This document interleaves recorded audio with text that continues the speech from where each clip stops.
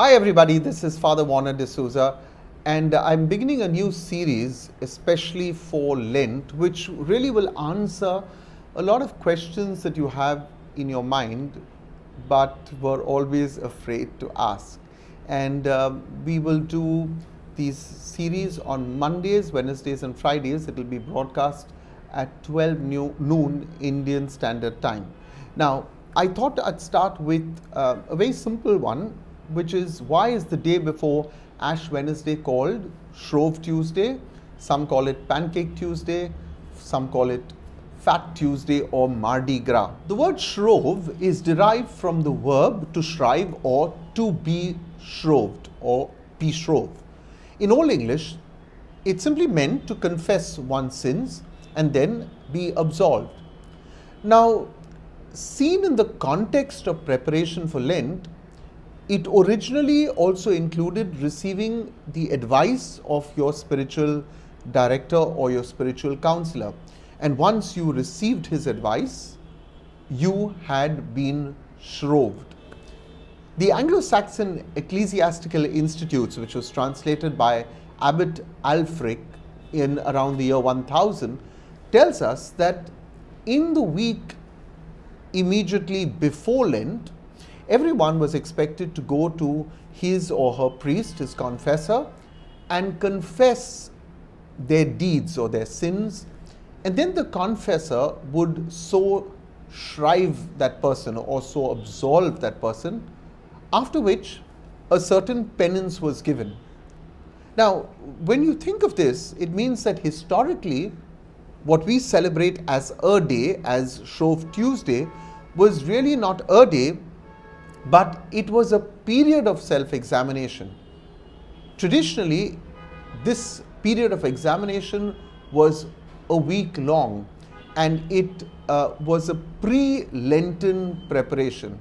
In this time, the Christian would, as I said, contemplate their sins that they needed to repent of, and then they would make amendments. They would make sacrifices for the Lenten season, which they would pick for themselves, and it was based, these sacrifices or whatever penance was given was based on their confession which they had made and obviously the penance given.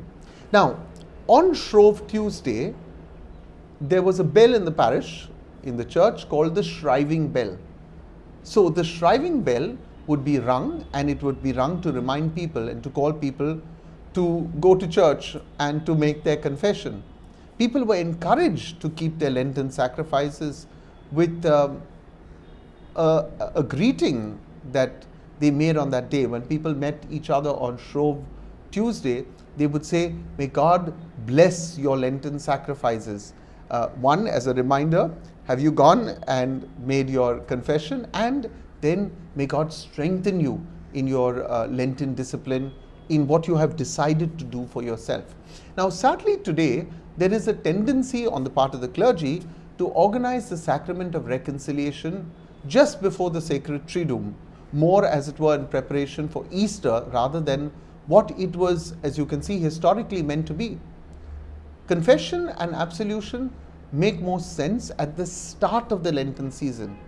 In this way, one can begin the season with a clean slate and make a new start with God. And that's the reason why I'm releasing this video a day before Shrove Tuesday, so that you can use Shrove Tuesday and Ash Wednesday as an opportunity to go and make your confession.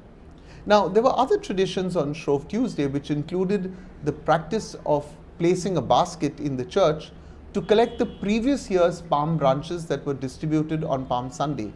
On Shrove Tuesday, parishioners brought these old palms that were in their homes, and the church collected them and burned these palms to make the ashes to be used during the service the very next day, which was Ash Wednesday. The Pancake Tuesday custom, which we have now got used to, especially in India, was more a social appendix to this spiritually charged Shrove Tuesday. So, Pancake Tuesday evolved into a day of celebration before, the austerity of the Lenten season of abstinence and fasting.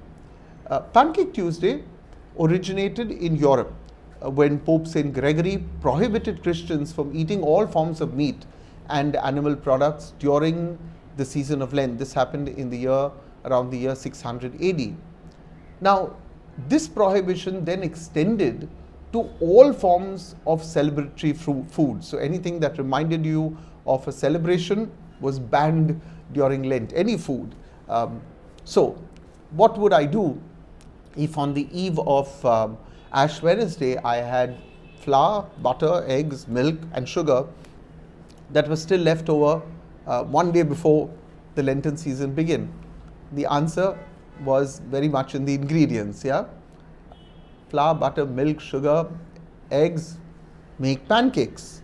So making pancakes was a practical way for people to clear their cupboards of everything they could not eat during Lent, rather than let it remain in the cupboard and spoil and waste.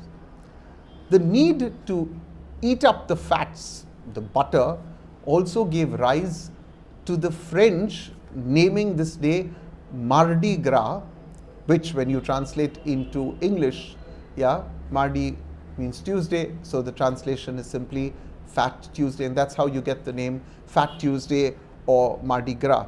Ironically, if you go to see today, instead of clearing out our cupboards from any temptation, on Pancake Tuesday we buy eggs, we buy flour, we buy sugar, and we make pancakes to feed people. We've forgotten why very often we do all these wonderful Christian traditions. We've lost, as it were, we've caught the bull by its tail.